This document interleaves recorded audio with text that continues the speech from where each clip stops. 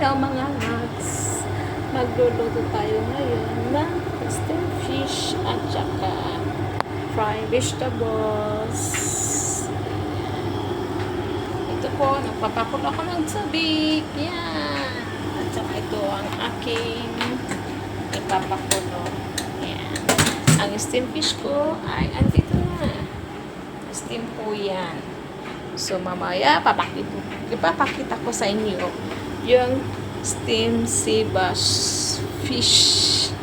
Sarap. Thai recipe po tayo ngayon sa steamed fish. Super sarap po. As in, sarap ng pagmamahal ng asawa mo. Joe!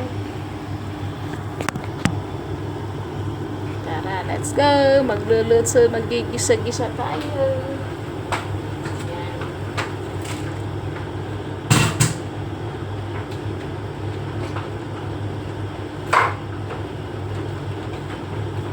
Gagamit tayo ng oyster sauce. Ito na madaling lutuin. Super sarap po ito guys, na gulay. Parang ito i-try na mag-liit. Ayan, ganyan lang po siya. Tapos tapon na ng tubig.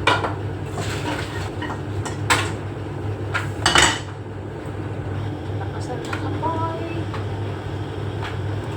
For sa aromatic.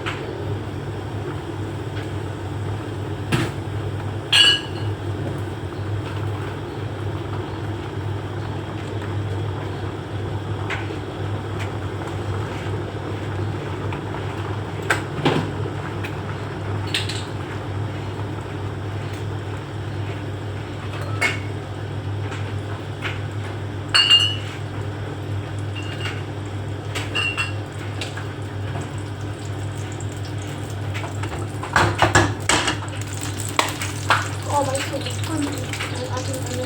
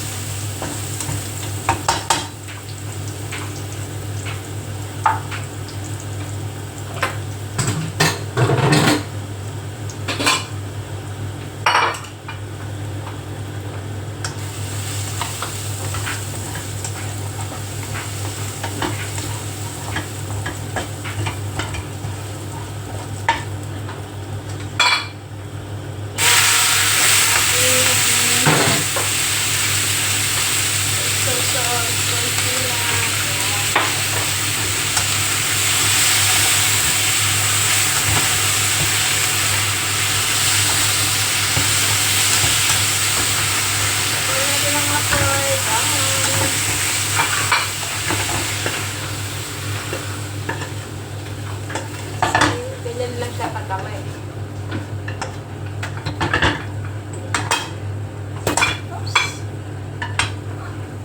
Tapos na ang aking ginisang gulay. Yan lang po. Oyster sauce lang ang aking ginamit. At saka pang super yum.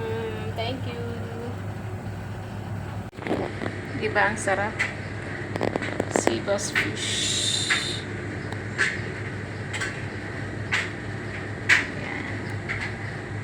Ang sarap ng sea bass. Yummy, yummy. At ito yung aking green veggie.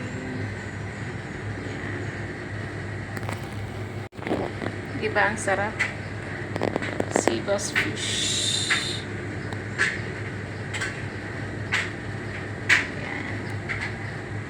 Ang sarap ng sea bass. Yummy, yummy. At ito yung aking green veggie.